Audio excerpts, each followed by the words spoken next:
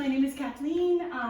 This is my first time directing by myself, but I've been a bit of an understudy for Vince in the past, and I've taken a lot of his classes, and I'm really excited to show you what we've come up with. And I gotta get the glasses on. Hang on a second. All right. The scene that you're about to watch is the opening scene from David Lindsay Aubert's Ripcord. The setting is a double room at the Bristol Place Senior Living Facility in suburban New Jersey, and it's the current residence of Abby Binder, played by Marsha Layden, and her new roommate Marilyn Dunn, played by Lynn Collinson. The time of day is midday. It's sometime in early fall, and it's just after lunchtime when we find Abby seated alone in her room with her iPad. Thank you so much, and I'd just like to thank my actors in advance, because they're amazing.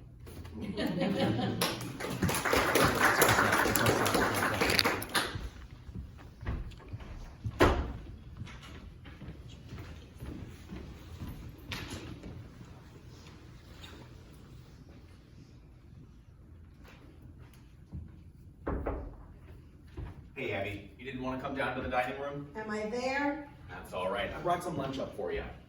Why bother? I can't taste anything. I know, I'm sorry.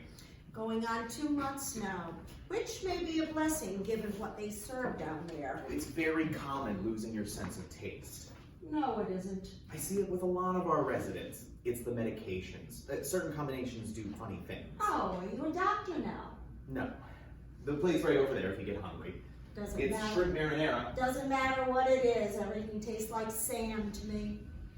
Okay. How long is that woman here? What do you mean?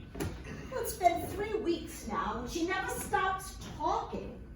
How long is this supposed to go on? This is where she lives, Abby.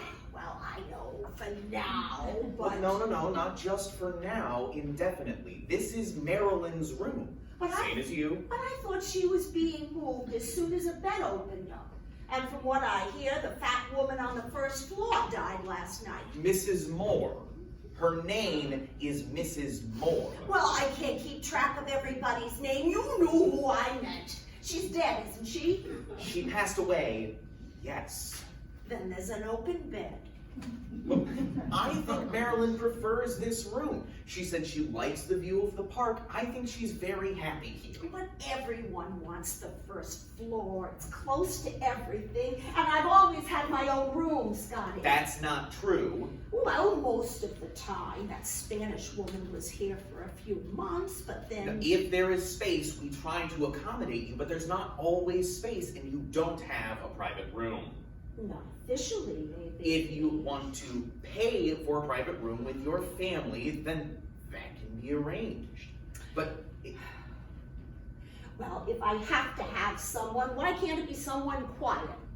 What about that woman without the voice box? She seems nice. Well, so is Marilyn. You just have to give her a chance. She's troubled, Scotty. There's something wrong with her. She's always trying to make these little bets with me. What do you mean bets? What kind of bets? No, just the stupidest things. Guessing games and quizzes. This morning she wanted to race me to the elevator. Last night she bet me she could balance a slipper on her head. Well, could she? I don't know, I rolled over. You have to get rid of her, Scotty. Well, I can't force her to leave, Abby. Management could.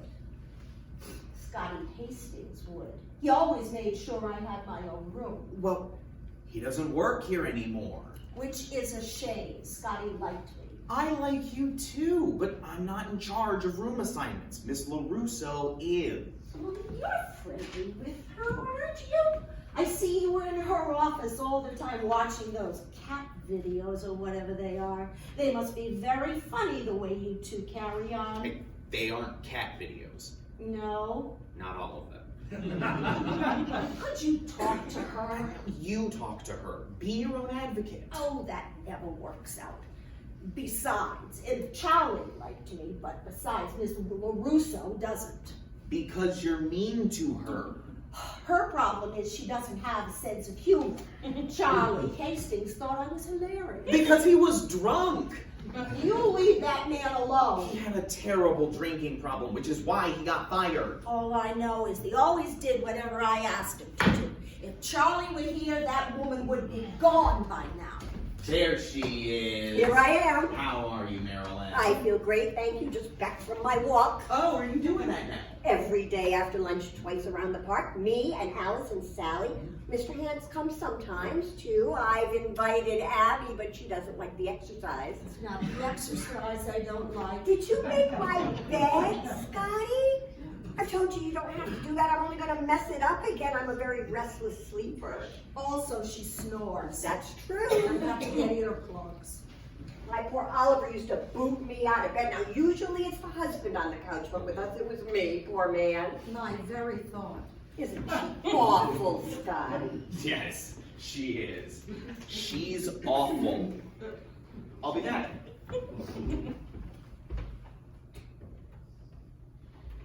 We missed you in the dining room. You should see it down there. They have it all done up for Halloween now. Pumpkins on the wall, black cats, skeletons. You'd love it. Why would you think that? They're like classroom decorations. And Mr. Hans said you used to be a school teacher. Grade school, I think he said. I don't know how he got it out of you. You never tell me anything. My plants are droopy. But teacher makes sense. I can picture it. I bet you were very stern with the students. I used to be an office manager in my husband's business. Did I tell you he was a skydiving instructor? Several times. We were based at Alexandria Field. I could tell you some stories, boy. My children run the business now. Oh, they're good kids. They would do anything for me. Did you hear that Mrs. Moore died? Poor thing. She went in her sleep. Such a nice woman. Such a nice room. Oh, yes. It's too bad she's dead, but silver linings, right? What do you mean?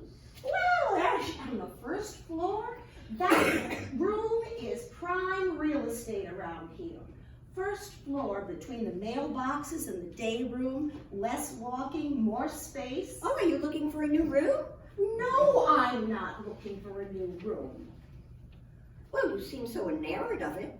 I'm not. I only mention it because I thought you might like it. Oh, no, I'm perfectly happy where I am. There's much more sunlight up here. No, there isn't. Sure there is. We're not blocked by that big building like they are downstairs. And I can see the park from up here. Oh, there's the bench where you like to sit and read. It's a lovely view. I guess I never noticed. Well, that's a shame. What with you being so close to the window, maybe you'd like to swap beds. I would not. I don't blame you. It is the nicest spot in the room. Did I show you this? My grandson made it for me. Caleb, so sweet. Do you know what it is? A pap smear. It's a fire truck. I don't see it. Caleb loves fire trucks. Ambulances too. Anything with a siren, he can hear them from a mile away. He gets this big grin on his face and he runs to the window to watch them go by. Make him so happy. That's creepy. Creepy. Those sirens are blaring because people are dying. Come on. They are. Or there's been a car accident, or someone's house is going up in flames, or some old man has fallen down some stairs. That's what those sirens mean. People in pain. But Caleb doesn't know any of that. It's just a fire truck to him. Well, when you've heard as many sirens as I have, they're nothing to be happy about. Is he all right in the head, I mean, or is he a little... What kind of a question is that? Well, if he's chasing after fire trucks, you have to wonder. My son never did that. Normal boys don't do that. Of course they do. You're just trying to get a rise out of me. You had a son, huh? What's his name? Barbara.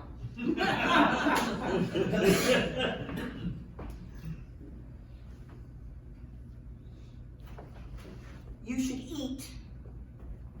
There's cobbler.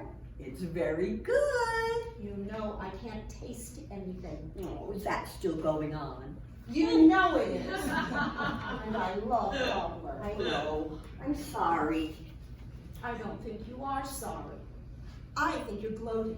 I think you're angry because I made fun of your grandson's painting. I don't get angry. You don't get angry. Not anymore. Nope. There's no point. It just leads to an ugly place, and I don't like ugly places. How's the cobbler? Tastes like paste. It's peach. I remember you saying it was your mother's specialty, so I put in a special request. Well, it's much too late for peaches. It's a summer fruit. You try these? Sudoku? I do it every day to keep my brain limber. Sudoku. They're from Japan. Yes, I know. Would you like to try one? No, thank you. What do you mean you put in a special request? I asked Miss LaRusso, I said, is there any way we could get peach cobbler on the menu? And she said, I don't see why not. Let me talk to the kitchen. You just asked her and she said no problem. She's very nice to me. Did you hear that, Scotty? Miss LaRusso was very nice to Marilyn. Well, Marilyn is very nice to Miss LaRusso. Funny how that works. Say, bartender, could you make mine a double? Well, I think you've had enough, ma'am. I'm afraid I'm gonna have to cut you off. We do this every day. Yes, I know. Here you go. Talk to LaRusso, please, please. Just put in the request. What request? Chicken and dumplings. If you can request cobbler, I can request dumplings. Did Scotty show you his card? He's an actor, you know. You're an actor? Well, not professional. But No. Oh, give her a card, Scotty. Yes, Scotty, give me a card. Here you go.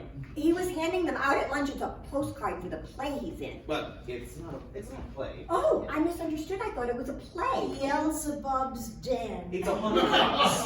Well, that's even better than a play. A couple of friends of mine rent a warehouse in Pottsville every year and decorate it, and so we get into makeup and costumes, and it's really pretty scary. Weird thing to invite residents to. Well, I thought it'd be fun for everyone to see what I do outside of this place. Does LaRusso know you want to give us all heart attacks? No one's gonna have a heart attack. It says right here on the card, heart-stopping horror. Heart-stopping. I'd like to go. Yes, I think that's a great idea. I think we should go. I'm gonna. Excellent. Thank you, Marilyn. That puts me at 39. 39 what? Tickets. Me and my buddies need to sell 40 each to break even on the cost of the warehouse. You have to go, Abby. You'd make 40. No, I don't think so. But he needs to sell tickets, and we should support Scotty in his dreams. Well, I mean, they're not dreams. I mean, all the nice things he does for everybody around here. What nice thing. Making our beds, bringing our pillows. That's his job. He's not changing his sheets because he's nice. He's doing that because that's what he's paid to do. It's a $12 ticket. Throw the kid a bone. I will not. And you wonder why people won't do you any favors. What favors? LaRusso? You want me to talk to her? Oh, wait a minute now. Are you saying that you might be more prone to speak to her if I went to your horror show? All I'm saying is that it would have been a nice gesture is all. I didn't realize you're a scratch my back kind of guy, Scotty. Well, you don't know me really well, do you? You know, I'd be happy to talk to Miss LaRusso if you really want dumplings so badly. No, I want Scotty to do it. He knows the kind I like. I do. And if you're a little nicer, I'll try and get them for you. Fine, I'll go to your damn show. Yes! 40.